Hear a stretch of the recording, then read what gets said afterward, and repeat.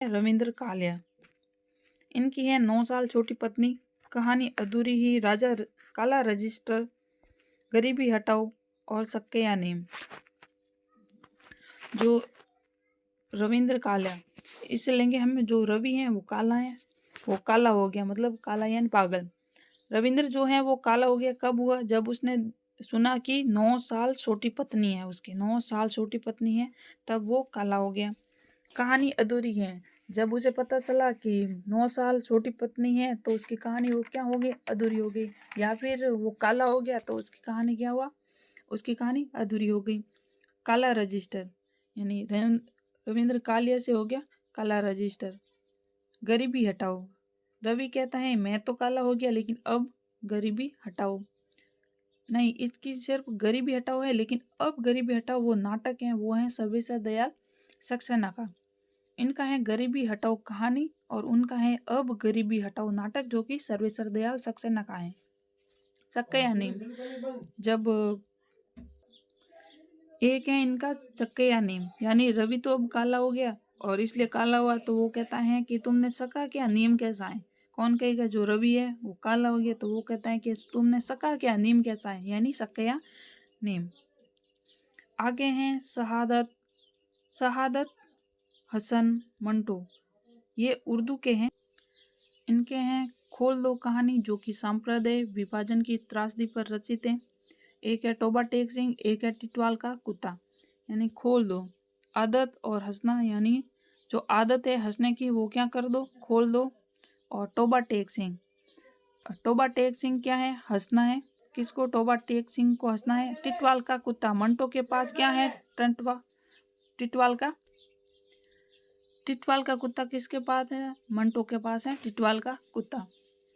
और आदत क्या करनी है? हमें हंसने की आदत खोलनी है। और टोबा टेक सिंह का सहारा है, या फिर टोबा टेक सिंह का आदत क्या है? हंसने की है। किसकी? टोबा टेक सिंह की आदत है हंसने की। आगे हैं संजय, इनके हैं कॉमरेड का कोट, लेकिन कमलेश्वर की कहानी है कॉमरेड। इनकी है नंगा, लेकिन नंगा आदमी कहानी जो है वो कमलेश्वर की है। और एक है भागदत्त का हाथी। भागदत्त का हाथी किन का है? संजय। संजय ने क्या लिया?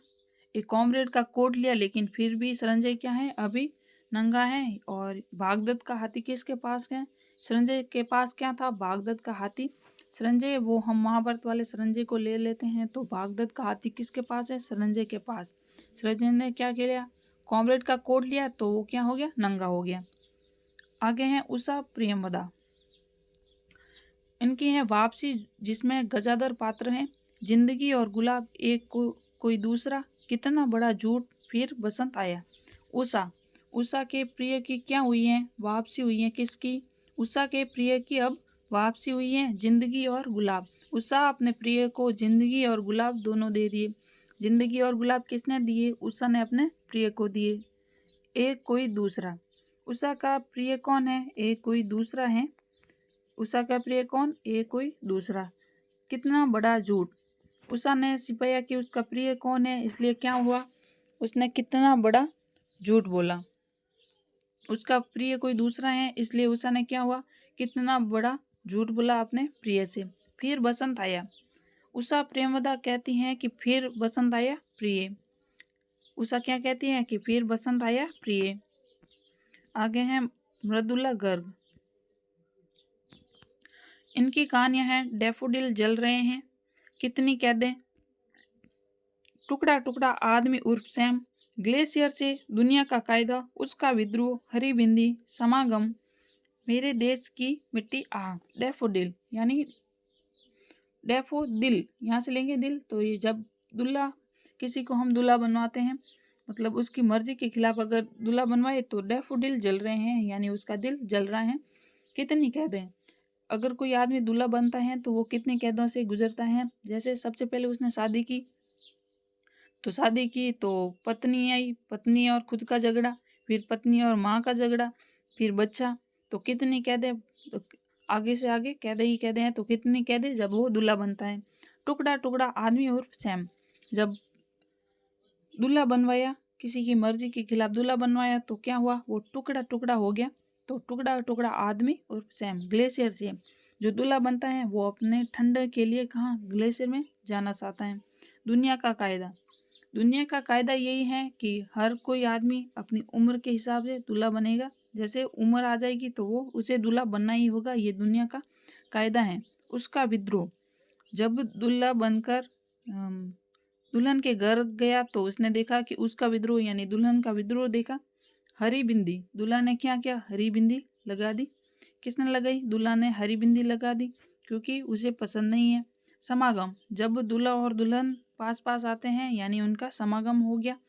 मेरे देश की मिट्टी आहा, दूल्हा कहता है कि मैं दूल्हा तो बनूंगा लेकिन अपने देश की लड़की से ही विवाह करूंगा, उसे ही दुल्हन बनाऊंगा, मेरे क्योंकि उसे देश की मिट्टी अच्छी लगती है। मेरे देश की मिट्टी आहा। कृष्णा सौब्दी, इनके हैं कहानी है बादलों के घेरे। मित्रों मरजानी जो कि स्त्री विमर्श प्रस्थान बिंदु है। सिक्का बदल गया एक कहानी है सिक्का बदल गया जो कि देश विभाजन की त्रासदी पर रचित है। एक है नफीसा जो कि प्रथम कहानी है। डार की बिछुड़ी, यारों के यार, तीन पहाड़, ए लड़की और नाम पटेगा। कृष्णा से लेंगे हम कृष्ण भगवान, यानी कि कृष्ण भगवान कहाँ रहते हैं, हमेशा बादलों के घेरे में कौन रहते हैं, कृष्ण भगवान रहते हैं। और या फिर कृष्ण भगवान सुबते रहते हैं बादलों के घेरे में। मित्रों मर जानी, कृष्ण भगवान कहते हैं कि हमें मित्रों के लिए मर जाना चाहिए। और सिक्का बदल गया, कृष्ण कहते हैं कि सुबह सुबह सिक्का बदल गया, यानी कि एक राजा था तो अब दूसरा राजा बन गया, या फिर सिक्का बदल गया। कौन कहते हैं, कृष्ण भगवान कहते हैं। यानी अब धर्म होगा, अधर्म नहीं होगा। कौन कहते हैं, कृष्ण भगवान कहते हैं कि अब सिक्का बदल गया है।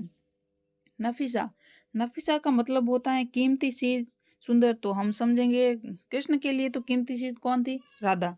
तो कृष्ण के लिए नफीसा कौन है, राधा है। कृष्ण की नफीसा कौन है, राधा है।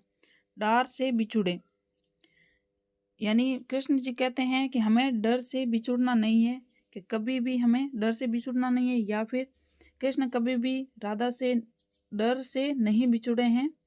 और यारों के यार, कृष्ण क्या है, यारों के यार, वो हमेशा दोस्ती निभाते हैं, यारों के यार हैं। यानी कि उन्होंने सुदामा को क्या दिया है, वो आए उनके पैर धोए हैं। तीन पहाड़, और कृष्ण ने क्या किया है, कृष्ण भगवान ने एक पहाड़ तो हमें पता है कि उन्होंने गोवर्धन पर्वत उठाया था।